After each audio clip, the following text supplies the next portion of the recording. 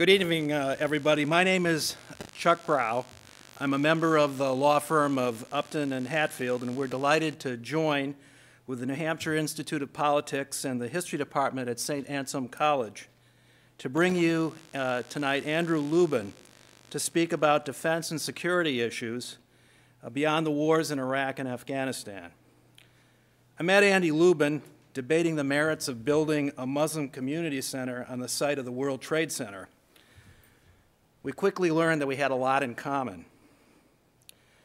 Our son, Adam, was deploying with the 2nd Cavalry Regiment to engage in combat operations in Kandahar, Afghanistan. Andy's son, Phil, had served 2 deployments in Iraq and another in Afghanistan with Charlie Battery of the 2nd Marine Division. Andy had written a book about his son and Charlie Company. He sent me a copy. Charlie Company tells the story of his son's battery in the 2003 invasion of Iraq. But his book was really a lot more than that. It was the chronicle of the relationship between a father and a son who went to war. That touched me personally pretty deeply. All the time that Adam was in there fighting and living in combat outposts Terminator and Strongpoint Prentler. Over the course of that year, Andy helped me deal with Adam's deployment, and for that I'm forever grateful. Andy spent an awful lot of time working as a combat journalist. He is embedded with Marine units in Iraq and Afghanistan. He offers perspectives on many of our nation's security challenges that you really won't hear very often in the corporate media. I'm looking forward to his comments tonight. Now I'd like you to meet St. Anselm student Amanda Sharon, who will introduce Andy, as is the tradition here at the Institute.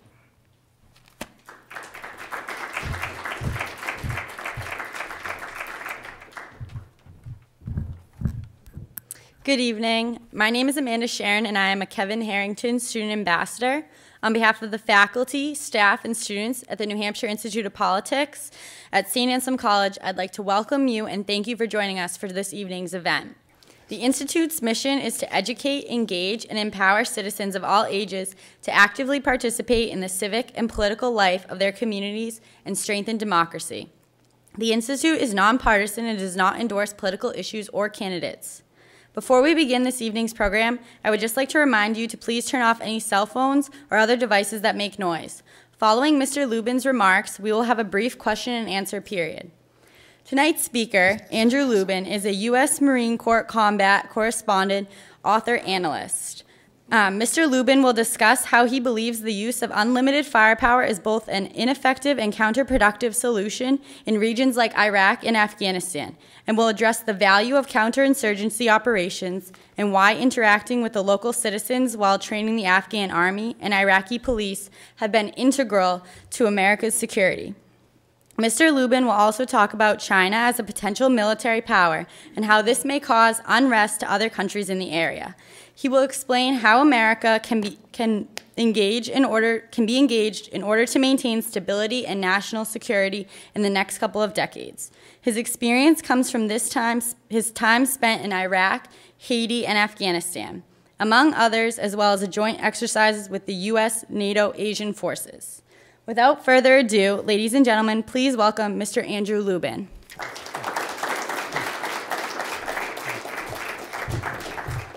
Thank you, Amanda. Appreciate that.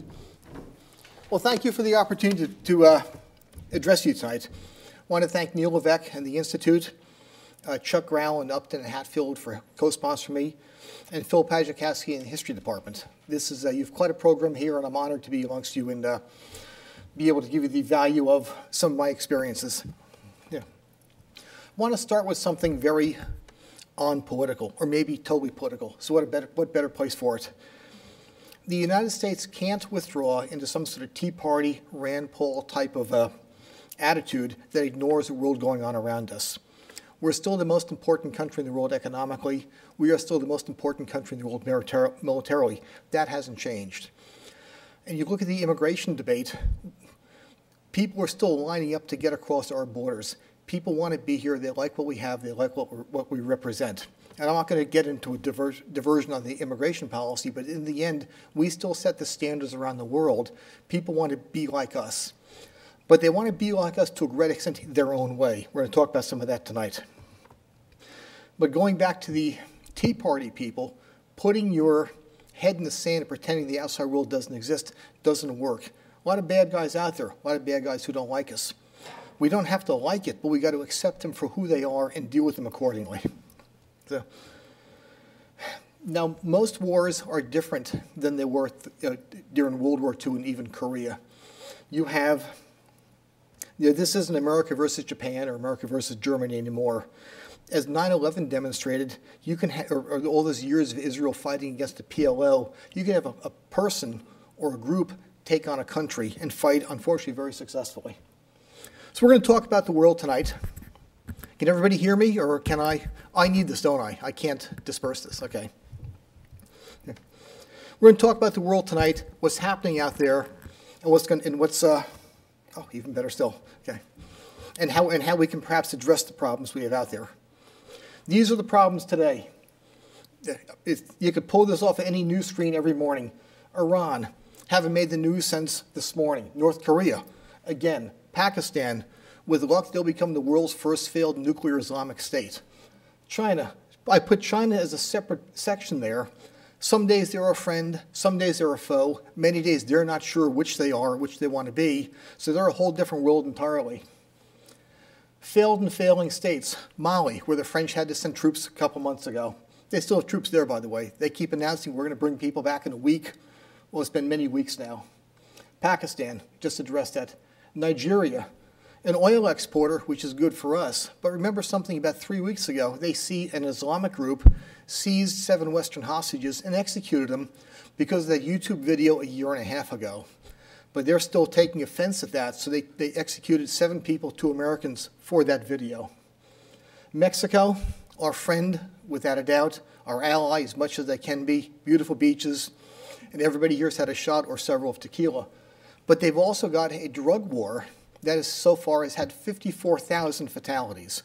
If we had that in this country, we'd be up in arms, but that's what they have on a regular basis.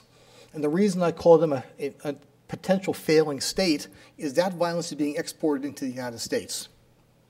Somalia and Yemen, new day, new crisis. Sub-Saharan Africa, the reason everything broke up in Mali was because the rebels who got expelled from Libya went down to Mali, took over that half the country, causing all sorts of instability and crisis and poverty in northern Mali, who fled to southern Mali, and they're the whole area is falling apart economically because they couldn't afford it. French go in, send troops, and they're still embroiled there.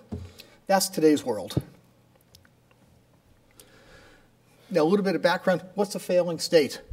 What we have in this country, and the West has, we have basic services. Food, schools, sanitation, health care. No jokes, please. But compared to some of these others. But you look at the countries I just listed. Every day they grow food, for them is a better day. The fact they have water, they think is a great day. Corruption. When I was in Iraq, when I was in Fallujah back in 2006, sitting with the Marine group, and they're discussing, how cool, the Afghan police ran a checkpoint. And the Iraqi army came in all outraged.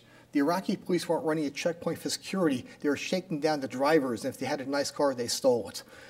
That's not exactly what's called basic service and good governance. So that's what the overseas world, they've all got TV, they've all got cable, they've all got Sky TV. They want to live like us. They don't want to be shaken down by their people on a regular basis. So since war is different and crisis is different, this is what, and I embed a lot with the Marine Corps like all the time, so if everything I say is Marine related, that's my sphere of expertise. I rather talk about Helmand Province and Ramadi, where I've been, than places where I've read about the news and haven't been. So when we send people overseas, like my son, 5 deployments, in addition to the normal combat arms and all the good stuff, they give them not classes per se, but be aware of the religious extremist problems, water stress or lack of water. Natural disasters are a big deal. He was When he was in Asia, he participated in the Burmese typhoon relief. Unemployment's a big deal. Big deal here, bigger deal in Pakistan. If you're overeducated and underemployed, that causes an issue. You look at all the 9/11, what do we call them? The people who flew the planes on 9/11, every one of them, college students, some with advanced degrees, every one of them equally unemployed. Youth, same thing, preteens, late teens, early teens, unemployed, it's an issue. Urban stress, living in some of these places. I just saw something the other day, Tanzania, building collapsed, 90 people killed, no building codes, things falling down. People don't want to live like that. Piracy is an issue. Somali Pirates have increased the price of world goods by 5% because of the insurance costs now to insure a ship to sail that part of the world have gone that high. And all of it comes out, gosh, most of it comes out the Middle East. Most of the countries we mentioned, all in the same area here. So, now, sorry, we'll get back to that in a second. Got ahead of myself. Okay. Let's start with Iran. You know, they're truly going to be they're dying to become a real enemy. The biggest result of Mr. Bush's $1 trillion war, in addition to the 4,468 dead American men and women, is the fact that Iran is stronger than it was ever before. Taking out Saddam Hussein, truly a bad guy, but he was a bad guy more for domestic Iraqi reasons than being a threat to the region. Taking him out was a counterweight that controlled Iran. So with him gone, the Iranians are now overflying Iraq, bringing troops and arms into Syria.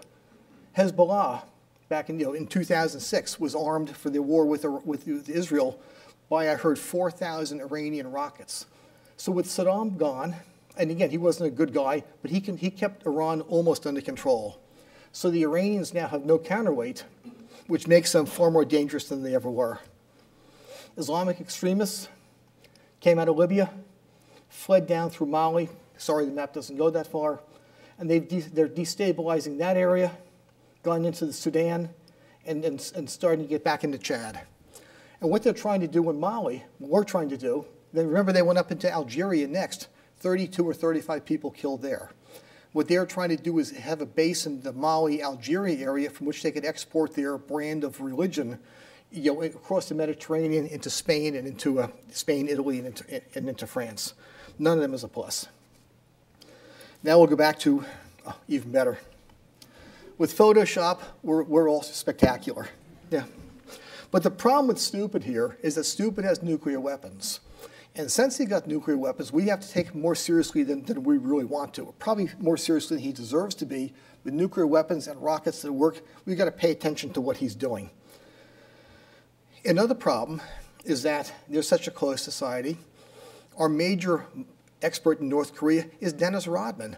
So we're not talking with a whole lot of expertise coming out of this country. But they've got rockets loading today or being moved today that'll go around 2,000 miles. That puts them past Japan. That puts them into China. That puts them into Russia. That puts them as far south as Taiwan. So much as this is a funny slide, it's unfortunately too true. There's been a school of thought recently that America's talking too tough against Mr. Kim, that we shouldn't have flown the B-2s over there. We shouldn't have put a destroyer off their coast. But let me remind you that in 1950, when Dean Acheson gave a speech about America's foreign policy and didn't include the fact that we thought that the Korean Peninsula was part of our sphere of influence, his grandfather invaded South Korea a month later. So talking tough with these people is perhaps not a bad idea. But the biggest problem, or the biggest opportunity, same character in Chinese, is China. And forget the economics, and forget selling stuff to Walmart. Biggest problem with China is with 1.3 billion people, they need security. And for them, security is jobs. And jobs come from cheap oil, and it comes from raw materials. So the Chinese have increased the size of their navy astronomically. Matter of fact, their navy and their military has had a bigger budget percentage increase than ours. Because what their oil comes, again, this part of the world, like everybody else's, through the Straits of Malacca, up through this way, Because if you sail your tankers down this way, you have a pirate problem, and you got a problem with water and channels. You got to pretty much sail all the way around Australia, adding to your cost of oil delivered to China astronomically. And all your goods that are shipping out are coming out the same way. So the Chinese response, and at the same time, Spratly Islands, oil and natural gas rich. Senkaku's oil and natural gas rich. Chinese attitude is to say we want to have a Chinese Monroe Doctrine.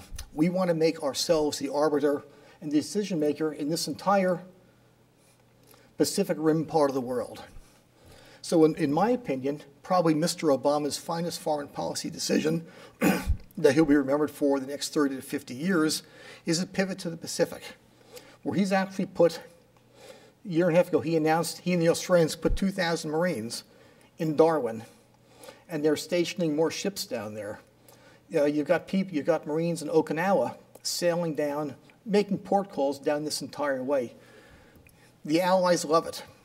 The Australians like it. The Thais like it. The Vietnamese love it because there's no love lost between the Vietnamese and the Chinese, as you recall. Malaysia thinks it's spectacular. People who don't like it are the Chinese, possibly because they remember how poorly their army fought against the 1st Marine Division in Chosin Reservoir. Chinese squealed. Everybody else said, oh, thank God, can you send 2,000 more? Whole different world. Another minor point with China, very interesting point that relates back to us. The United States is no longer the world's largest oil market. We're not the biggest consumers. We're not the leading importer anymore. It's China. We're number 2. Japan is 3, and India is 4. So the dynamics of the oil market has changed because no longer do we set the price. We are one of 4 countries who help set the price and set the supply and demand situation. And again, this all ties in together because as all the countries increase their imports and exports, going back to Obama's pivot to the Pacific, 62% of America's exports go to Asia, not excluding China. Add China, they were close to 70%. So when people say, well, he's abandoning Europe, not really. Europe's a finite market. Europe's kind of a closed market, almost a failing market. The growth, the vibrant growth in the world is going to be Asia, of which we already have 62% of that. Again, looking at the map, here's our friend Mr. Kim, North Korea, putting rockets on the east side. Your next target is Japan. And if the rocket goes bad, because who knows how well these things are designed, 2,000 miles puts you well into China, well into the Soviet Union, and easily as far south as down here. So the last I heard is that there's supposed to be some rocket launching and not their Wednesday, which is our Tuesday night, so we shall see fairly soon what happens. What's also interesting in world politics and foreign affairs today is oil. Let me go back to this a second. Well, this is your trade flow of oil. And basically what you have is oil coming from the developing countries, the third world, into the advanced world. So the biggest issue now is setting a price that's good for both sides. Because much as we want to buy cheap oil, the developing country uses our oil money, or Western oil money, to build schools, to build roads, to build petroleum-related jobs, so that what they did in Saudi Arabia, for example, they have huge refineries, not just to make gasoline, they're making petrochemical products, they're making fertilizers, they're making different things, plastics, all sorts of downstream oil products. But you can't do that if oil is $20 a barrel. So you need a price of oil that we can afford, that we can live with, that our growth is good, but at the same time doesn't hurt them. So you got to have a balance on price on these things. So what's very interesting is that oil is now a weapon for the United States. It's always been a weapon, but now it's a weapon in our favor. Because Mr. Obama's campaign of sanctions against the Iranians have been very effective. He's shut off over 50% of their daily exports. Normally, when that happened, that would make the price of oil rise in the world markets. Nowadays, it's stable to depressed because America, one of the leading oil exporters and energy exporters in Pennsylvania, Ohio, and North Dakota, now produces and exports more oil than the Iranians used to. The second leading export country now is Iraq. Because what people forget is that, yeah, they're Shias and they're all Shia brothers. The Iranians and Iraqis lost 500,000 people apiece in that 79 through 89 war they had. So in the end of the day, the Iraqis, who are truly a proud people, don't want to go back and work with the Iranians. They want what's best for Iraq first. If it works with the Iranians, fine. But if it doesn't, they're still Iraqis first, second, and third. And you go back to the list of countries I had that are earlier, the ones where you have the problems, the failing states. They're many times oil exporters. Yemen is out there, Libya is out there, Angola is out there. So if they don't have enough revenue coming in, it ruins their budget. Then you go back to the situation where you have these unemployed mullahs. You go back to the problem where you have the youth bulge, unemployment, overeducation, and that's a recipe for disaster. And if you take our oil map and superimpose it with a map my Marine friends down at Quantico sent me, urban stress, terrorists and crime, water stress, youths, ungoverned, and oil choke points, gosh, that's the whole area we've been discussing the entire time. So even though we're energy not self-sufficient but better than we were, we still are subject to some major potential problems coming out of this entire area. An old slide I need to update. Again, Ecuador, not stable. Angola, Chad, Algeria, to an extent Mexico any given day. This is where we get our oil from, so we need stability. Their stability, works with our stability. We want to look at the American military budget and the military strategy at the same time, superimposed on the world that we've just discussed and how the energy market is changing. We spend a lot of money on defense. These are all pre-sequester numbers, so they're lower right now.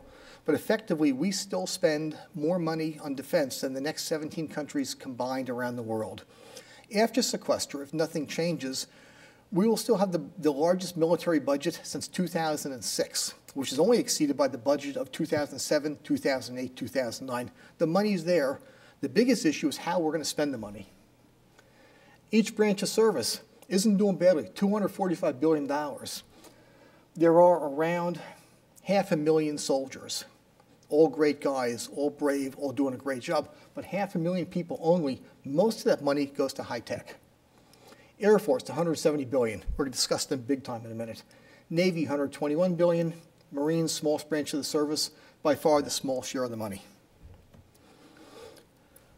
Look what's happening politically in the past couple months. Marines are cutting back 20 to 26,000. Army's dropping 80,000.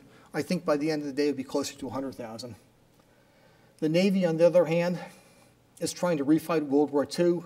They don't want to do shipping in the littorals. They don't want to go back to the ports, to the Indias, to the Bangladeshs, to the place in Asia, which is a shame because 70% of the world's population lives within 25 miles of the beach. That's the good point. That's the bad point. That's where they're at. But if you have an aircraft carrier that costs, by the way, $16 billion, excluding crew and planes, you're not going to put that offshore because it's too dangerous. A cheap rocket could hurt that, could perhaps sink that. They're staying 500 to 1,000 miles away from the coast.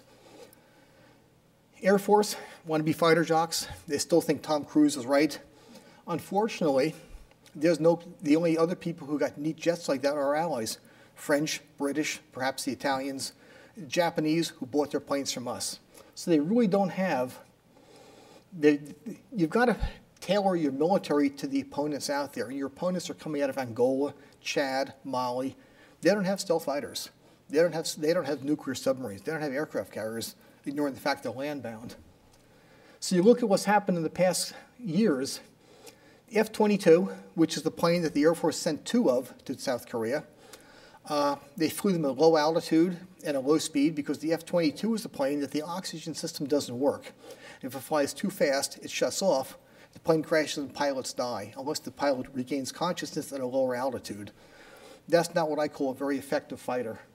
F-35 is another 10 years, 5 to 7 years away from being operable. But to date, we spent $1.2 trillion on it. Washington Post came out a week ago or 10 days ago with an article that says they expect, because Lockheed Martin confirmed it, it's going to cost another $1.7 trillion to run the F-35s through the next generation. So we spent on 2 planes $3 trillion. Would love to have that money back off the debt. Would love to have that money back in the military. So this is $3 trillion for 2 planes that today aren't effective. The Navy has a ship called the Littoral combat ship. It's unarmed and is not, according to their standards, not combat survivable. They want to spend $60 billion building 55 ships. They might want to rethink that.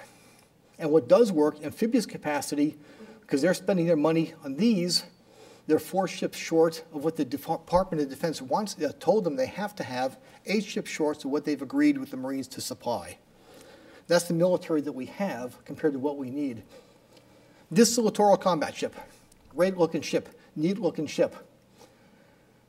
This howitzer is 4 years away from being operational. This isn't the howitzer my son the Marine fires.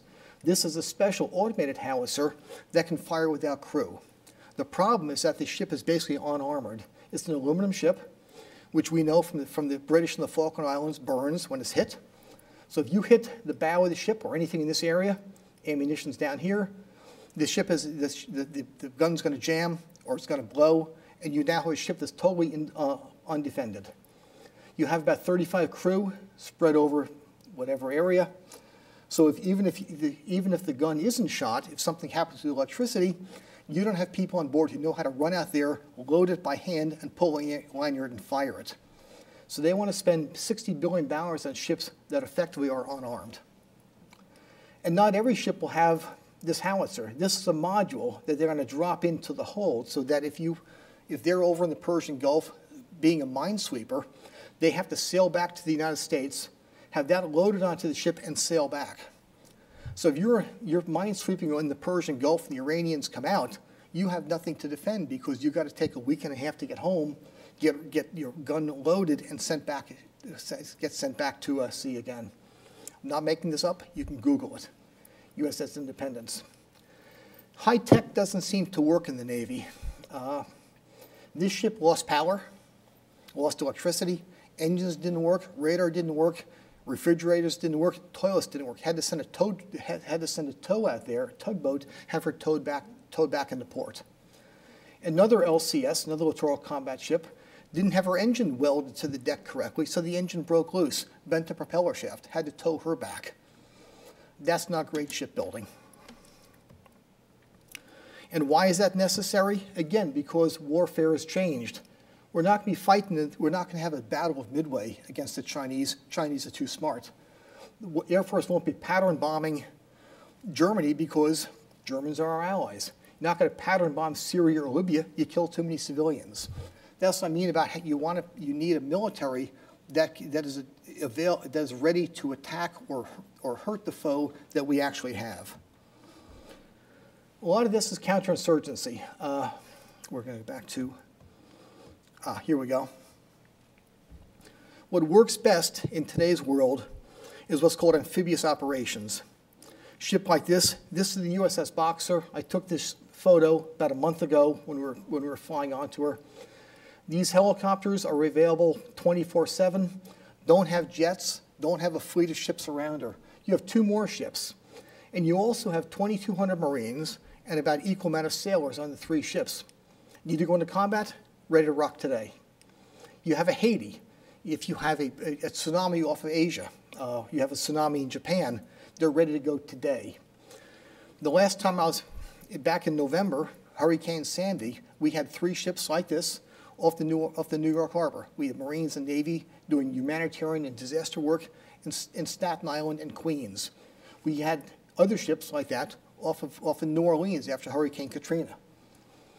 There's a hospital on board.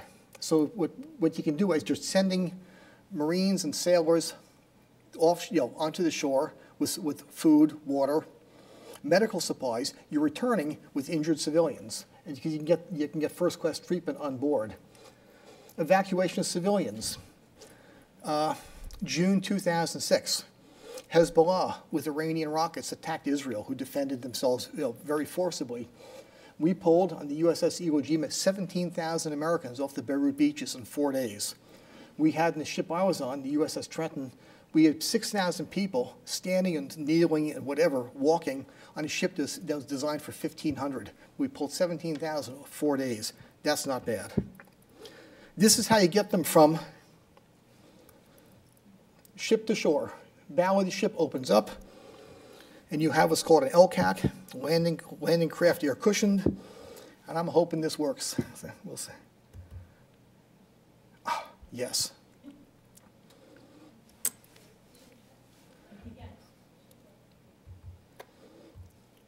There we go. I took this about a month ago, down off the North Carolina coast. These travel at about 50 miles an hour. Big enough you can see, you've got a Humvee up here. Got a light armored vehicle over here. It can hold an Abrams tank, or company Marines, or company of sailors, company soldiers.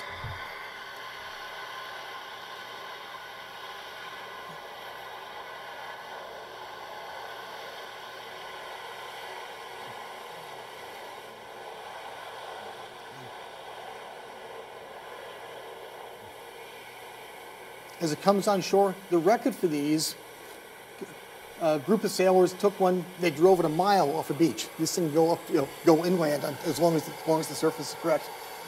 Then the airbags deflate, bow door opens, and people roll out.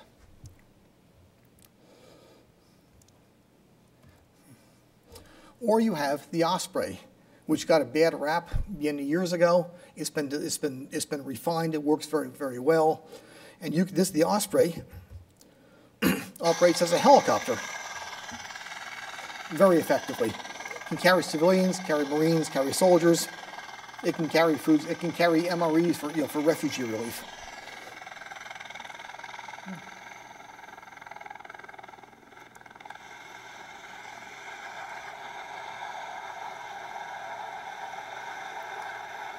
Then when it gets to cruising altitude, these wings fold down and it flies like a normal airplane. But it can take off and land on the ship like on the Boxer, the ship I showed a minute ago. Up. Okay. There we go. Why is that capacity important? Because you look at what happened in Japan 2 years ago, Operation Tomodachi, when you had the huge tsunami and how many Japanese were killed. They're thinking around 20,000. They know 18. They had, but 2,000 are missing. At this point, they're clearly dead. But a ship like the one you saw, you have Ospreys on it. You got land and take off, helicopters, LCACs, and your small landing craft in that through the well deck in the back of the ship, the stern of the ship. These ships, you have Marines and you have sailors on both, air capacity. What they were able to do, they sailed from Okinawa to the west coast of Japan, took the LCACs, took the landing craft, loaded them up with trucks, and they sent people ashore, and they stayed ashore for the better part of a month. Whereas the Navy's big aircraft carrier sat about 70 miles off of this shore. They were afraid to put it here because they were afraid the North Koreans might do something. Unfortunately, the prevailing winds go from this direction to here. So as the Marines were on shore helping people, the Navy had their aircraft carrier inundated with radioactive wind. So what you mostly saw was pictures of the sailors in the white suits scrubbing down the ship. Not a plus. But this is what you got. Oh, damn.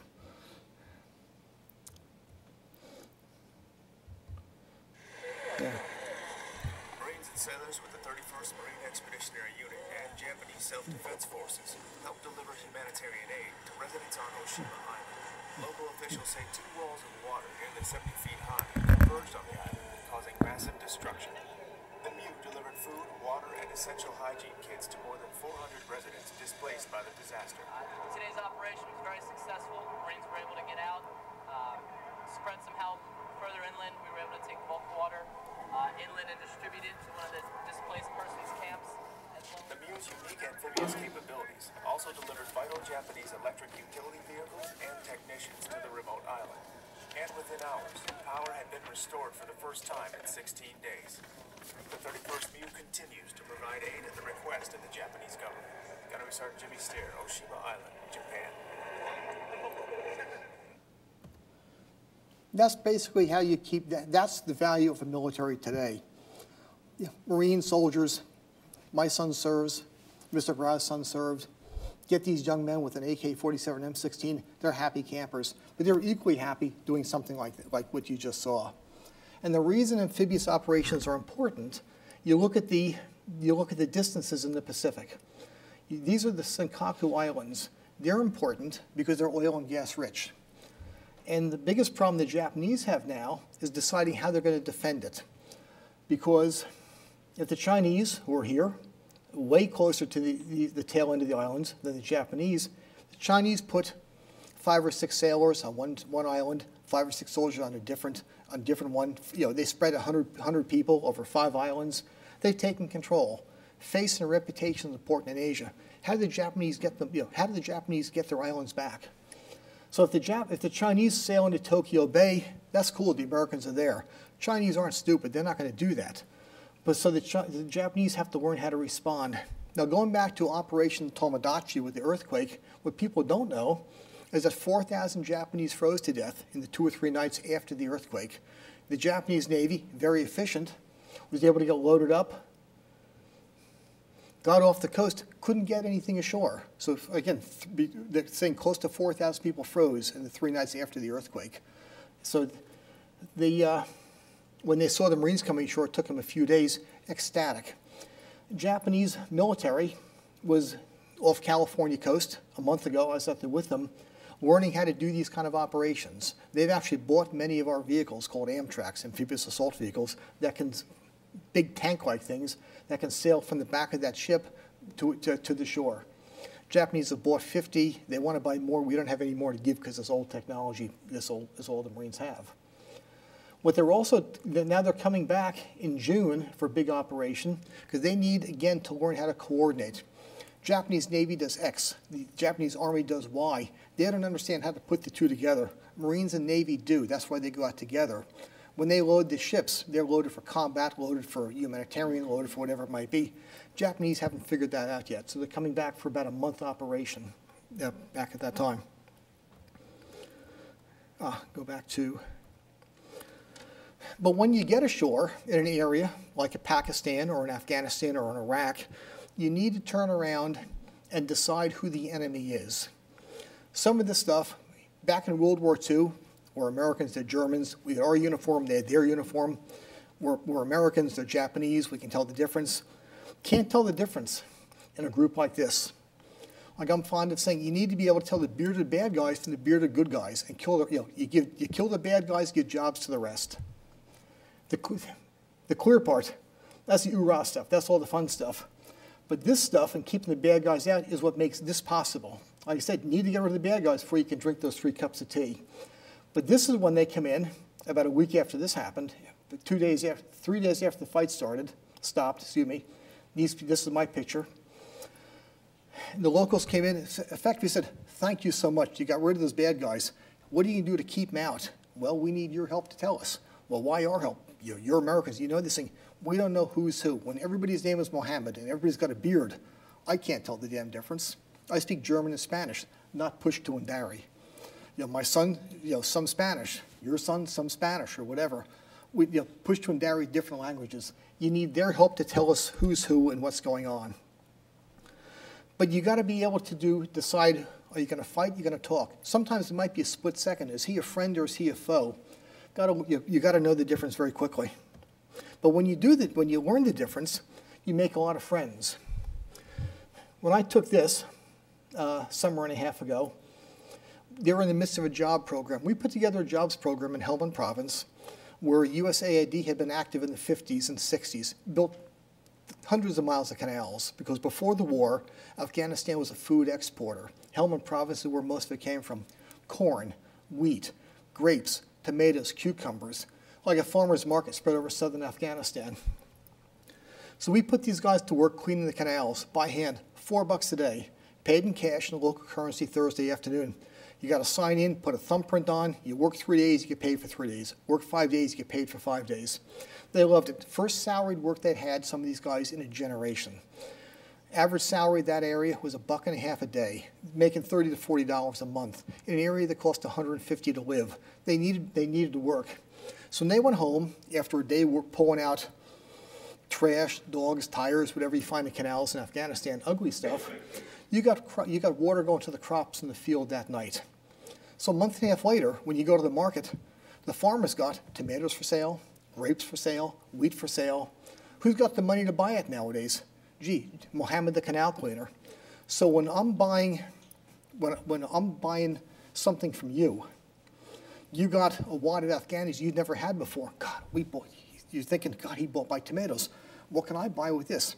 He goes to you, and he's buying shoes from you, books from you, clothing from you.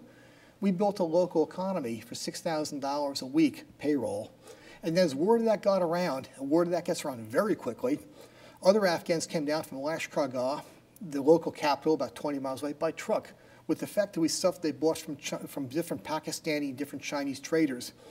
This was like an Afghan dollar store. Toothbrushes, batteries, perfumes, soap, whatever, because they knew that village has money. So they got cleaned out of stuff. They're coming back the next week with more truckloads of stuff because the farmer's working, the canal cleaner's working, money's being generated, money's being distributed. It's a circulation of money. This is the velocity of money, economics 101. Couldn't be simpler. Don't need $1 billion power plant. They got nothing to plug into it. You need $6,000 a week startup money to get your economy jump-started. Worked very, very nicely. Why do I have this picture, in addition to the fact that I like it? Because one of these kids called late at night and said, my father's the canal cleaner, Mohammed number 22. They're going to bomb his stretch of the canal tonight. Can you help us out? And we've given all the kids cell phones. They're cheap cell phones over there, so this isn't great distance. Happy to go down there because you see Mohammed, the canal cleaner, he's got a job, he's got currency coming in. He can buy stuff for his family. They're good people. They just don't want to be attacked. So when we go down there, and we killed one guy, captured the other bad guy, Mohammed, the canal cleaner, is ecstatic. His job remains intact. He's taking ownership of that part of the canal. That's important to him. $1 billion power plant, 2 provinces away. He's got a cell phone that runs off of solar power. He could care less. If he loses it, we give him another $2 cell phone. But that canal project is important to him. That's taking ownership of the project. So when he or he are calling in, that's important to the family. Oh, we've done some of this.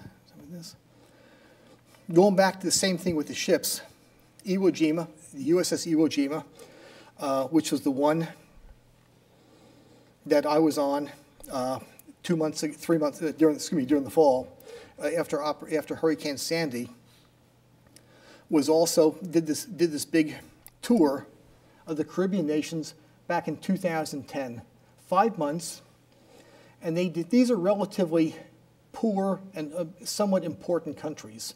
Colombia especially, major guerrilla problems here. Panama, geez, you got the canal. Costa Rica, a friend of ours. Nicaragua, a friend of ours now, has not been in the past.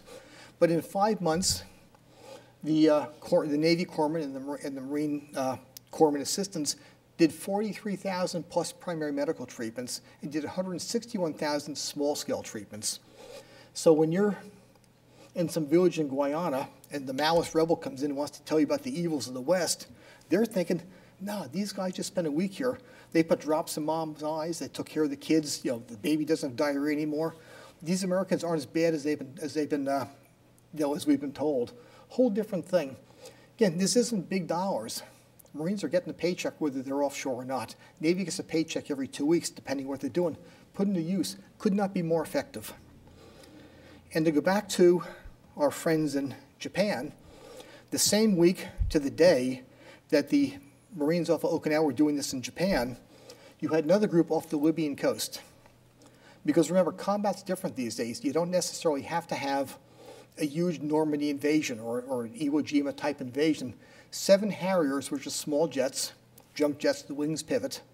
7 Harriers off one ship flew off the USS Kearsarge off Benghazi. If you remember 2 years ago, the Gaddafi army's advancing, going to kill the civilians, all the Freedom fighters are all horrified because the Gaddafi army's got all the arms that they don't have. 7 Harriers flew in, dropped to treetop level, stopped the Gaddafi army on its tracks.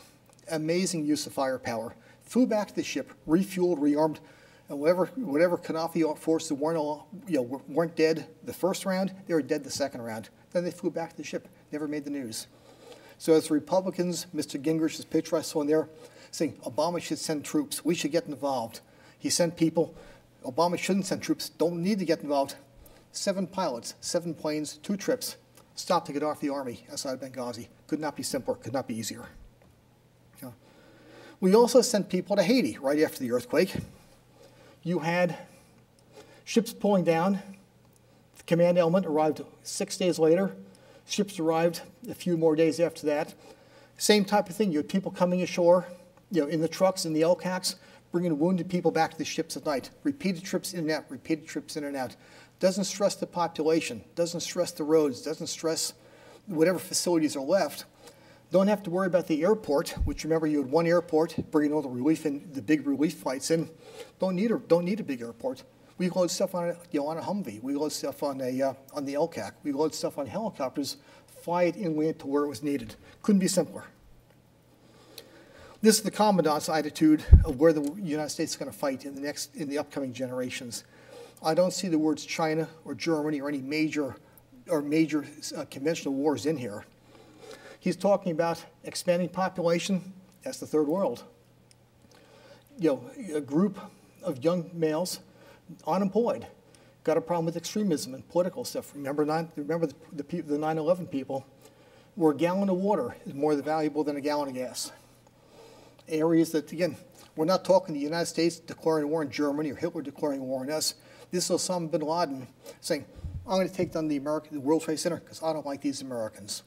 You're looking at some unemployed mullah, charismatic guy, screaming about how the West is screwing the guys in Nigeria because of the video on YouTube that defiling Islam. They take seven hostages and kill them. That's the world out there today.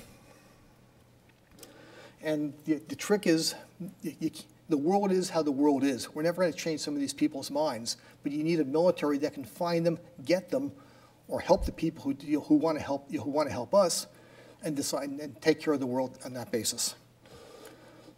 Yeah. Appreciate the opportunity. Want to go back and thank Neil again. Appreciate that. Phil in the history department, Chuck in Upton and Hatfield. Appreciate the time. Thank you for coming. And if you got any questions, we'll love to answer them.